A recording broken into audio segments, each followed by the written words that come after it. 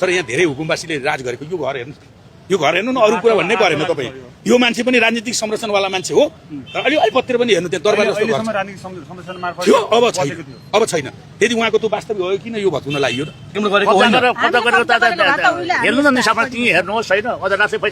हुकुमवासीहरूको नाम लिँदा कुनै बेला हामीले नाम लिन नसक्ने अवस्था थियो, किनभने उनीहरूसँग पावर पैसा र आक्रामक गर्ने पनि थियो। त्यसकारण हामी तैचुप मुइचुप भनेर भन्थ्यौँ। अहिले चाहिँ अब म प्रष्ट बोल्दा पनि यिनीहरूले केही गर्न सक्दैन। यिनीहरू पनि अहिले के अरे भनौँ न झोक्राएर बस्ने अवस्था छ। त्यसकारण हामीले अहिले त्यत्रा बिल्डिङहरू चाहिँ सरकारी जग्गा अतिक्रमण गरेर बनाइएका रहेछन्। अब एक उहाँ हो सुकुम्बासी हो कि हुकुमवासी? तपाईँहरूले पहिला यो कुरा भन्नुहोस्। यत्रो बिल्डिङ बनाउने मान्छे सुकुम्बासी हो कि हुकुमवासी हो?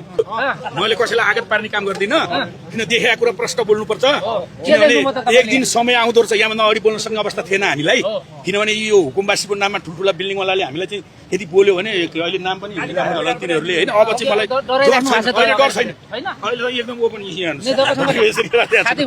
छाती खोलेर कुरा गर्नु होइन। अब यो फेरि आफ्नो उसमा त बस्नु पर्यो नि। ल भन्नुहोस्, पछाडि यत्रो ठुलो बिल्डिङको आडमा बस्नु भएको छ, के भन्दै हुनुहुन्छ तपाईँ? अब यो काठमाडौँको पनि मुटु 1 नम्बर क्षेत्र हो।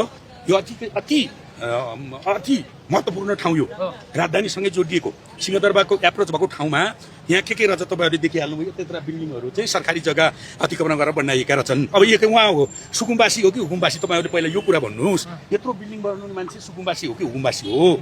उहाँ हुकुमवासी हो। वास्तविक सुकुम्बासी त अहिले त्यो आफ्नो कपडाहरू आफ्नो सामानहरू लिएर हिँडिसक्नुभयो उहाँहरू, सरकारले भनेअनुसारको गरिसक्नुभयो। त्यस कारणले यो सुकुम्बासीको नाममा हुकुमवासीले गरेको ज्यादती र त्यहाँ रजाइ र घर बनाएर भाडा असुल्ने जुन कार्य भएको थियो त्यो चाहिँ अब लगभग समाप्त हुँदैछ। हुकुमवासीहरूको सातो उडेको छ, उहाँहरू पनि अब भागिसक्नु भएको छ केही समयपछि। तर त्यत्तिकै छोड्नु हुँदैन सरकारले। तिनीहरूले पनि अहिलेसम्म असुलेको भाडा लिएर त्यो सबै कुरालाई कारवाही हुनुपर्छ। ठिक छ, यो बालिन सरकारको काम कारवाही ठिक छ? अब यो काम कारवाही ठिक छैन भन्न त कि म चाहिँ मेरो मानसिक अवस्था ठिक हुनु भएन, नत्र यो ठिक छ। गजब छ, गजब। कसरी ठिक छ यो? एक दिन गर्नै पर्ने थियो। यसै गरी लथालिङ्ग छोडिदिने, जसले पनि अतिक्रमण गर्ने हो भने यो खोला पनि मित्य हजुर। यहाँ माथिबाट फलामको ऊ हालेर यहाँ पनि घर बनाउँछन् यहाँ जनताहरू। त्यतिसम्म छन् हामी नेपालीहरू। पायो भने सित्तीमा पायो भने अलकत्र बेर्ने भन्ने त थाहा छ नि तपाईँलाई। त्यस कारणले यस्तो अवस्था छ। यो जे भएको छ राम्रो भएको छ। अब काठमाडौँ सुन्दर सहर हुन्छ। तर पीडितहरू रोइरहेछन् खोलामा, कोहीले आत्महत्या गरे भन्ने कुराहरू आएको छ।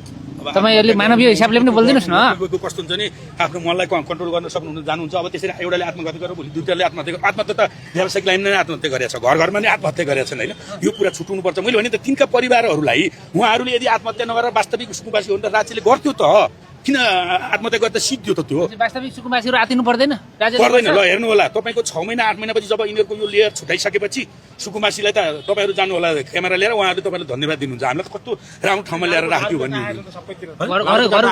घरको भित्तामा लाल पूर्जा देख्नु भएन? अब त्यो लाल पूर्जा कसरी आयो, के आयो, उहाँहरूलाई भुलभुलैमा पार्यो होला। त्यो कुरा एउटा कुरा हो। त्यो हामीले केही पनि जग्गा लिनुभन्दा घर लिनुभन्दा अगाडि पहिला सबै कुरा बुझ्नुपर्छ। मालपोत नापी सबै कुरा बुझेर लिनुपर्ने हो। कोही फस्नु भयो होला, त्यो कहाँबाट फस्नु हो? त्यो उहाँहरूले पनि लाल पूर्जा कसरी फसिन्छ होइन।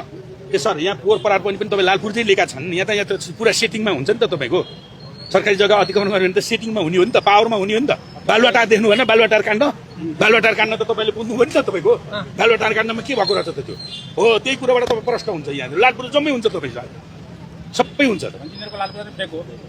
फेक होइन होला, वास्तविक त्यही होला। त्यहाँ कहाँबाट लुज हुँदै आयो र यो कुराहरू भयो। यो खुल्दै जान्छ बिस्तारै। अहिले यो म सरकारको संयन्त्रको मान्छे होइन, मैले केही भन्नु छैन। मैले देखेको कुरा भनेको हुकुमवासी र सुकुम्बासीमा के फरक छ, यिनीहरू के गरेको हो भनेर म पनि 33 वर्ष भयो। यहाँ के भयो भने जब यो गणतन्त्र आयो नेपालमा, गणतन्त्र